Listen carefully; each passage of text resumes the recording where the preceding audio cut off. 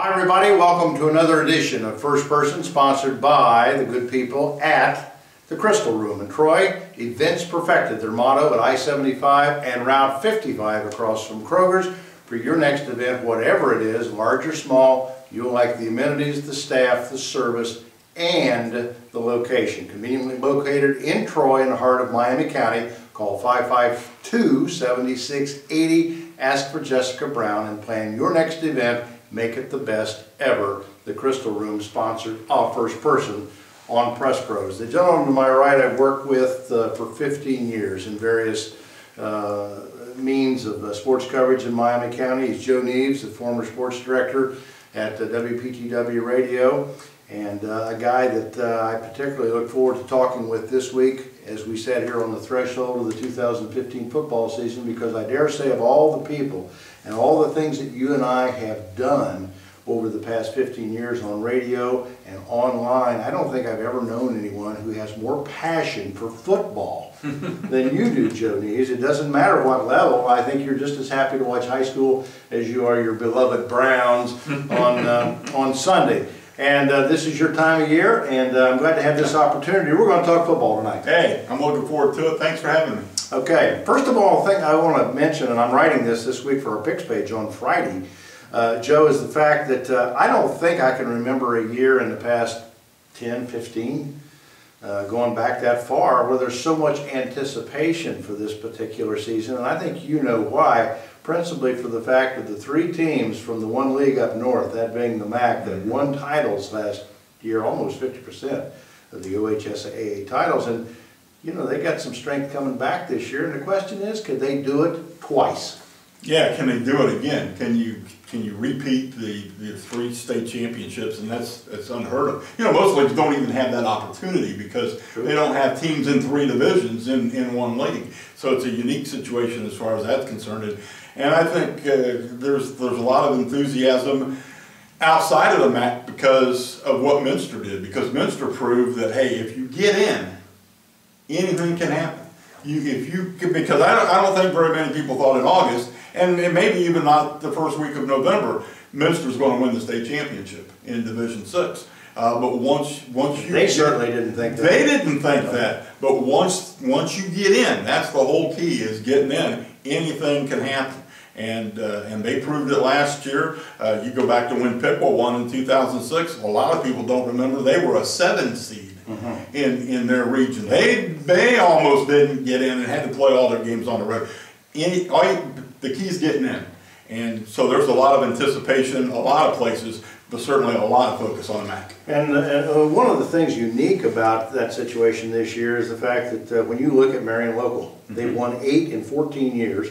They've won 4 in a row, going for 5 this year, and they're in that characteristic high school position of having to replace a quarterback, an all-state running back, a tight end, a defense. They got decimated for graduation on defense, and yet they are undeterred by any of this. They've got great numbers again. They've got talent. I don't know if he's the best coach. He's certainly the hottest coaching commodity in Ohio high school football right now, and Tim Goodman. That's going to be interesting, is to see, hey, if they lose a couple along the way, they made it before at 5-5 and almost won the state then. Yes, absolutely. Again, they got in, and when they get in, they're dangerous because playing in that league every week, they are so battle tested, especially playing in this year Division 6, that you know, they see a lot tougher teams during the regular season than they usually see the first 3, maybe 4 weeks of the playoffs, and in the last couple of years, 5 weeks of the playoffs. They've just basically been untested the last couple of years in the postseason. Coldwater, Marion Local, Minster all vying for the second consecutive title this year. That's going to be an interesting thing to watch out of the MAC. Joe Neves, our guest this week on First Person. Joe is one of our principal writers. He and I will cover the bulk of what you get to read on Saturday morning and Sundays of area high schools here. We cover, of course, the MAC, the GWOC, the CBC, the Cross County Conference, and Joe, you being the writer on the I-75 corridor, you're going to see a lot of those teams from those 3 leagues, along with Doug Harris out of Springfield, who will do some of our CBC work for us. One of the things that you're going to get to see this year is the new regime at Troy High School. with Matt Burbacher and his dad Charlie as defensive coordinator taking over that program. And the question is why?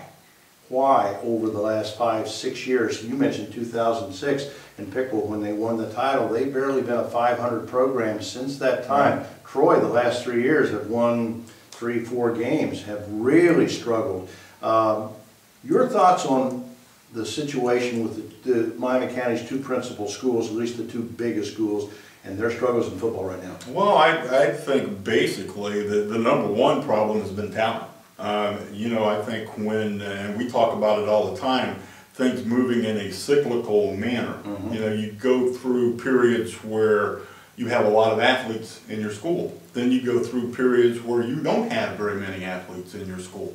And I think Troy and Pickwa have kind of fallen on that situation at the same time. I mean, if you look at the Pickwa programs, boys and girls, there are not very many strong programs there right now. If you look at Troy, you look at basketball, not a very strong program right now. Got a new coach, but not a very strong program the last 2 or 3 years. Girls basketball has struggled the last couple of years. Volleyball's been very good at Troy and has been adequate at Pickwa. But I think you just go through cycles, and you don't have as many athletes as maybe you had in years past. You got more sports than you've had in years past. And I think that's a problem too. And the fact remains that Brandon Sane comes by once in a lifetime. Absolutely. And you know, you couple him with the Phil Colliers and the Dusty Snyders and the Justin Hims and the people they had in 2006 and 2007 when they had their last good runs there. As they say, you know, Mike Magato didn't have that kind of talent there, although he was popular. And you know, you go back and successful, and you go back to Pickwa football even in the 60s and the 70s when Chuck Asher was there.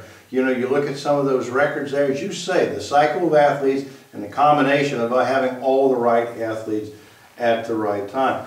Ask you another thing too about, there's some question about the culture of football in those two communities now. They're on I-75, and it's different now than when Chuck Asher and Barry Blackstone and Jim Connard and Steve Nolan ran up 202 wins at Troy. Kids have cars, kids have girlfriends, they have cell phones, they have jobs to pay for all those things right now. And if you want to play football, EA Sports is a little bit easier. Well, it's a little bit easier, and it doesn't take as much time. Yeah. You know, football is a very demanding sport, and you know, the former Troy coach Scott Brewer told me a couple of years ago, when you figure everything out, when you add all the weightlifting sessions and the practices and everything else, a kid will put in 300 or 400 hours of preparation to play 10 football games. And so, you know, football games 48 minutes long. So they'll put in 400 hours to play 480 minutes if they play every single minute of every game.